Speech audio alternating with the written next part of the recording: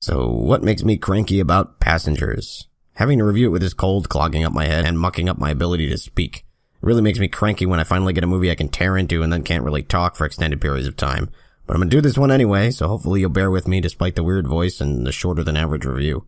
So other than winter head colds, what really makes me cranky about Passengers is that it completely wastes its premise by telling you everything that's going on right from the start, which is in direct contradiction of almost all the marketing for this movie, so it's kind of a bait and switch too.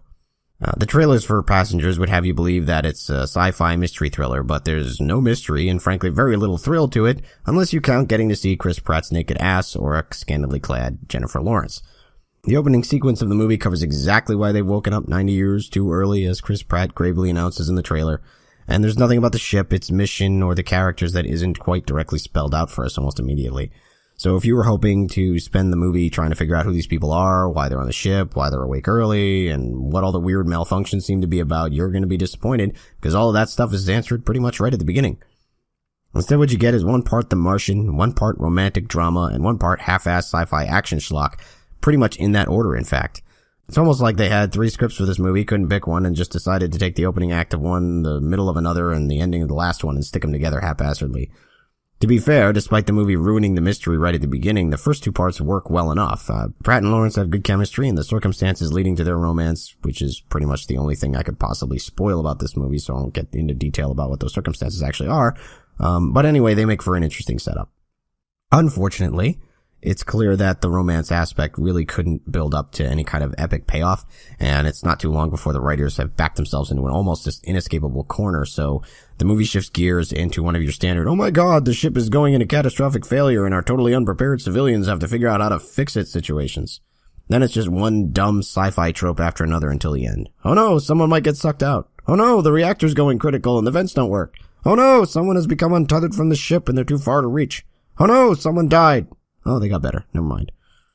And even worse is the convenience factor. We see early on that the ship is pretty strict about who has access to what, to the point that Chris Pratt can't even get a decent breakfast because he's a low-class passenger. This also prevents him from getting pretty much anywhere on the ship that might actually help him with the situation, like the bridge. But lo and behold, as soon as it would become a real crisis, Lawrence Fishburne shows up with the magic bracelet to get anywhere they need to and the appropriate level of exposition so they know what to do. Then he's gone again, so our 2 civilian pals can do all the actual work. The worst thing about it is that this ship appears to have no fail-safes of any kind. I was willing to let them get away with the fact that these 2 are up early and there's no option to put them back to sleep or anything like that, because otherwise we'd have no movie. But the fact that the ship isn't smart enough to wake up a crew member or recognize that there are people who are already up who might be useful in making repairs, even as its systems are experiencing catastrophic failure, just makes it much more ridiculous when Fishburne shows up in the nick of time. Another minor thing is poor Andy Garcia. He literally has 20 seconds of screen time where he doesn't get a single line of dialogue. I don't know why you'd even bother casting a known actor like him for a part like that. Maybe he originally got more to do in the version of this movie that didn't flush all the cool things about its premise out the airlock. At least it's shot well. There's no obscene, annoying shaky cam here. And the score is good. But, man, it sucks to see them set up what could be a really interesting universe to explore, only to forget about that in favor of stupid sci-fi tropes. So I really wouldn't waste my time seeing this in the theater unless you really want to see Chris Pratt's ass in IMAX. Otherwise, catch it on TV or something if you're still curious about the movie. So those are my somewhat abbreviated thoughts on Passengers. What are yours? Let me know in the comments. And if you happen to subscribe to my channel, you might even win a free trip to colonize another planet aboard our new luxury space liner, the Contrivance.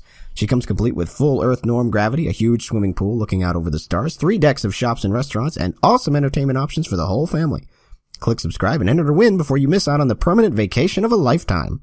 Winners will fly extreme coach, friendly robot bartender, and hot love interest not included. Attempt to get people to click subscribe does not constitute an actual offer. See contest rules for details.